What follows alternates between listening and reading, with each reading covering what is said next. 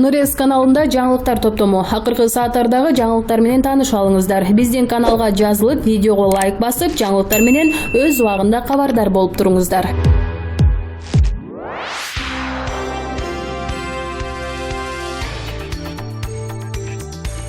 Арыстан келтат, жолборс келетат деген ураанды унута элексиңер. Ооба кеп дал ошол Ош шаарынын бир кездеги кала башчысы Мелис Мырзахматов тууралуу кеп. Бул адамдын кадыр баркы Ошто дагы деле күч. Анын баркын 2015-жылкы парламенттик шайлоодо Ата Мекен партиясы жакшы эле пайдаланып, үйлөнө калып, жогорку кеңешке тыпый өтүп кеткен. Учурда парламентте эң аз сандагы фракция. Эгерде Мелис Мырзахматовдун улуттар биримдиги Коомунөз Текебаевга алданып калбаганда, азыр парламентте Ата Мекен партиясынын жыты дагы жок болмок. Бирок айталы дегенибиз башкада. Мелис Мырзахматов 2-3 жыл мурун абдан актив боло баштаган. Нурлан Мотоев спорт менен машыгып, чымыр денелүү сүрөттөрүн социалдык тармактарга жайгап бар экендигин кабарлап жүргөн. Анан эле кайра чөлгө сиңген тамчыдай эле жоголуп кеткен. Сыйпаласак дагы таппай калдык эле. Көрсө ал 2020-жылга белгиленген парламенттик шайлоого катуу даярданып, эми жолборс Арыстандагы эмес, Илбирстин секиригин жасаганга камданып жаткандыгын эшиттик. Так что алдыда дагы далай кызыктар боло турчудай болуп калды.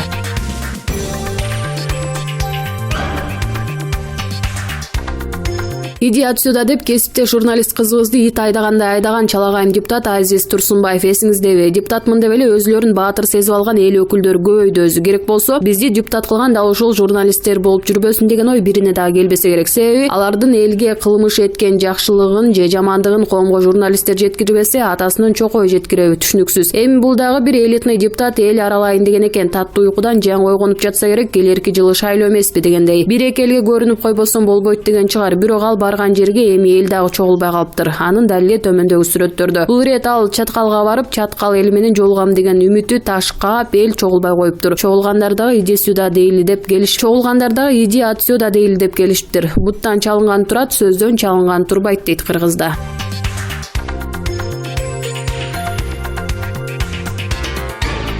Султанабад чек ара отрядына караштуу Ишкова чек арасында кол салгандардын 5-өө колго түшкөн. Алардын аты жөнү аныкталды. Бул тууралуу Озоди радиосу Тажикстандын күч органдарынын маалыматына таянып жазды. Алардын айтымында колго түшкөндөрдүн бири өлтүрүлүп, 4-өө камакта, 3-өө аял киши. Алардын баары Согди облусунда төрөлгөн. Аттары Малхот Хайдаров, Зулхумор Жумаев, Рахбар Бокиев, Хусейн Исломов жана атышууда каза болгон Шафкат Исломов. Буларга терроризм, адам өлтүрүү, чек араны мыйзамсыз кесип өтүү боюнча кылмыш иши козголгон. Эске сала кетсек, 5-ноябрдан 6-ноябрына караган түнү Султанабад чек ара отрядынын номер 4-Ишкова чек арасында кол салуу болгон. Анда бет кап кийген 20га жакын куралчан топ кирип барганда атышуу болуп, бир чек арачы менен милиционер көз жумган. Куралданган кылмыштуу топтун 15 мүчөсү курчоого алынып, ошол жерден жок кылынып, 5-өө колго түшүрүлгөн. Анын эртеси 6-ноябрда Тышкы иштер министри Чыңгыз Айдарбеков Тажикстандын чек арасында болгон окуяга тынчсызданып, ал боюнча ой пикирин билдирген.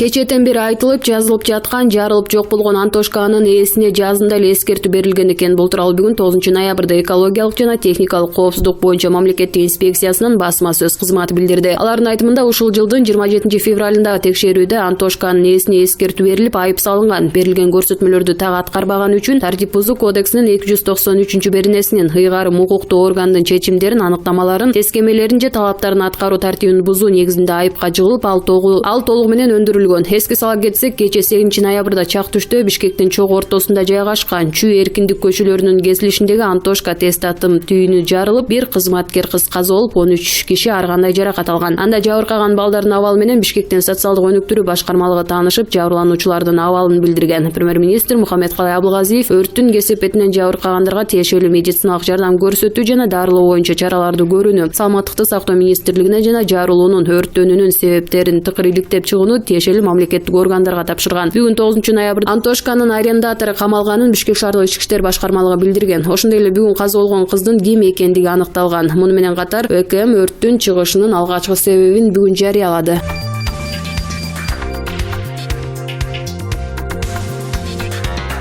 Жалал Абад облусундагы Нокен районуна караштуу Рахманжан айылында көчөлөрдүн бирине мурда президент Курманбек Бакиевдин ысымы ыйгарылганы бүгүн 9-ноябрда маалым болду. Мындай маалыматты социалдык тармактагылар таратты. Социалдык колдонуучулар Курманбек Бакиевдин сүрөтү тартылып, Бакиев Курманбек Салиевич атында көчө деген тактаны интернетке жарыялады. Ал учурда кызуу талкууда, аны көпчүлүк кабыл албай катуу сындап жатат. Ал эми Рахманжан айылынын башчысы Жакшылык Эгембердиев журналисттерге Курманбек Бакиевдин ысымы берилгенин тастыктаган. Бирок айылдык кеңештин жыйынына катышкан алган эместигин жана атын бергенге каршы болгонун айткан. Эске сала кетсек, Курманбек Бакиев Кыргызстанды 5 жыл 2005-2010 жылдары башкарган. 2010 жылдын 7 апрелинде революция болуп, ал өлкөдөн үй бүлөсү бир туугандар менен Беларусь мамлекетине качып кеткен. Учурда Минск шаарында жашайт. 2010 жылдын 7 апрелинде митингге чыккан 90 жакын адам атылып каза болгон. Апрель окуясы боюнча сот болуп, Курманбек Бакиев баш болгон 28 адамга айып тагылган. Курманбек Бакиевди 30 жыл бир мамлекеттик күзөт кызматынын мурдагы башчысы Жаныш Бакиевди, ошол кездеги өкмөт башчы Данияр Үсөновду өмүр бою эркинен ажыратуу боюнча сыртынан өкүм чыккан. Ошентип элдин жүрөгүндө так тарыхка аты кара тамга менен жазылып калган. Ошон үчүн эл аны жек көрүп, ысымы берилмек түгүл телевизордо тасмасы үчүн чуу чыгарышкан. Тагыраак айтканда 30 июлда New TV жана Nur TV телеканалдары Бакиевди жактап 1 августта белгиленүүчү 70 жылдыгы менен куттуктаган тасмаларды көрсөткөн. Ал тасма үчүн New TVнин жетекчиси Нурланбек Шакиев жана Nur TV телерадио компаниясынын жетекчиси ал чакырууга баласынын ордуна атасы Ахматбек Келдибеков барган. Аларга чагымчыл видеону жайылтууга жана коомдо тирешүүгө алып келе турган иш-аракеттерге тыюу салынары тууралуу эскертүү берилген. Дагы бир баса белгилей кетчү нерсе, Курманбек Бакиевдин бийлигинде ички иштер министри болгон Молдомуса Конгантиевдин ысымы 23 октябрда Ала Мүдүн районундагы Көкчер айылынын кеңеши полиция шаарчасы деп аталып келген көчөгө ыйгарылган. Ал дагы катуу сынга алынган. Жогоруда эки нерсени эске алганда элдин эски жарасы эми гана басылып, аны унутуп баратканда Курманбек Бакиевдин ысымы берилгени бүгүн угулуп, кайрадан коомчулукту козгоду. Анын арты эмне болуп бүтөр экен?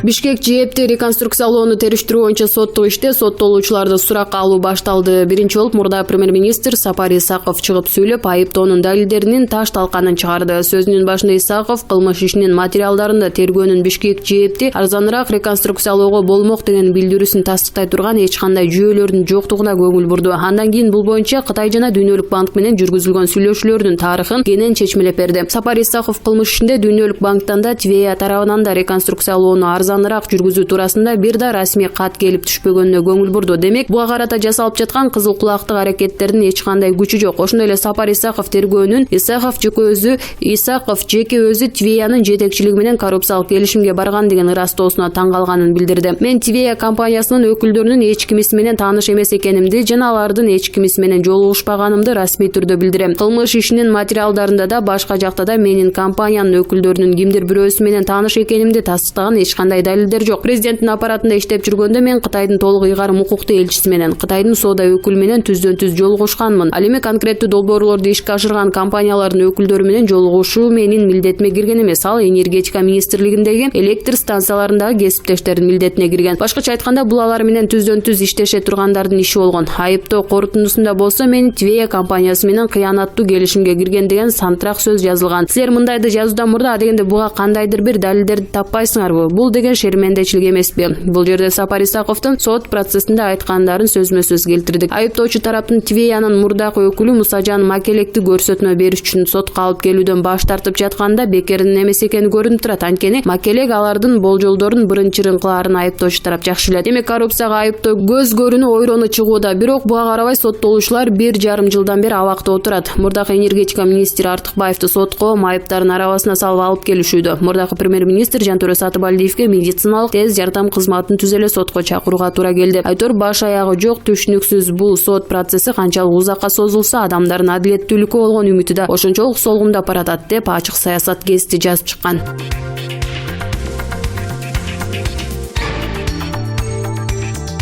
Бишкекте 30 секундтун ичинде карызга акча берген 12 акчамат терминалы коюлган. Улуттук банк насыя берген терминалдын иши мыйзамсыз деген негизде соода түйүндөргө жана базарларга терминалдарды койдурбоого чакырды. Акчаматтын өкүлдөрү Улуттук банкта каттоодон өткөн эмес жана насыяга акча берүүгө лицензия алышкан эмес. Учурда акчамат терминалдары кредит берүү боюнча ишин токтотуп карыз берип жатат. Бул жарандык мыйзамдын алкагында жүзөгө ашырылып жатат жана Улуттук банктын тескөөсүнө алынбайт деп билдиришти Улуттук банктын өкүлдөрү. Улуттук банктын маалыматына ылайык, Бишкектин 1-май райондук соту сентябрда акчаматтын мурдагы директорун айыпка жыгып, ага жарым жыл насыяга акча берүү ишмердигин жүргүзүүгө тыюу салган.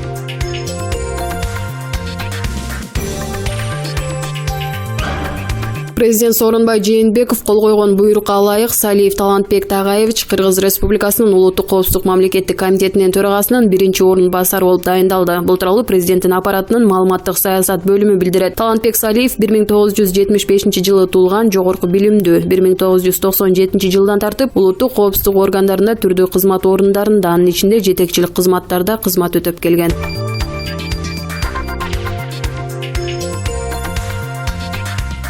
Президент Сооронбай Жээнбеков өлкө жаштарын Жаштар күнү менен куттуктады. Бул тууралуу мамлекет башчынын маалымат кызматы билдирди. Анда Кыргызстандын жаштары активдүү илим-билимге жакын жаңылыктарды жаратууга дилгир, муун катары жетилип келе жатканын баса белгилеген. Сиздер спорт, маданият, билим алуу чөйрөлөрүндө жеңишке жетип, эл аралык аренада Кыргызстандын желегин бийик көтөрүп, өлкөбүздүн кадыр-баркын өстүрүп келесиздер. Жаш мекендештерибиз Кыргызстандын экономикасын, социалдык чөйрөсүн колдоо жана аймактарды өнүктүрүүгө чоң салым кошууда. Дүйнөдөгү алдыңкы окуу жайларда билим алып, адистикке ээ болуп, өлкөбүздүн бардык тармактарында эл аралык ири компанияларда ийгиликтүү иштеп жаткан жаштарыбыз көбөйүүдө деп айтылат куттуктоодо. Андан сырткары жаштарды колдоо, аларга ишеним артуу мамлекеттик саясаттын артыкчылыктуу багыттарынын бири экенин белгилеген. Ошондой эле мамлекет жаштардан жаңы идеяларды күтүп, инновациялык долбоорлорду колдой турганын жана жаш кадрларды мамлекеттик кызматка тартуу аракеттери уланары жазылган.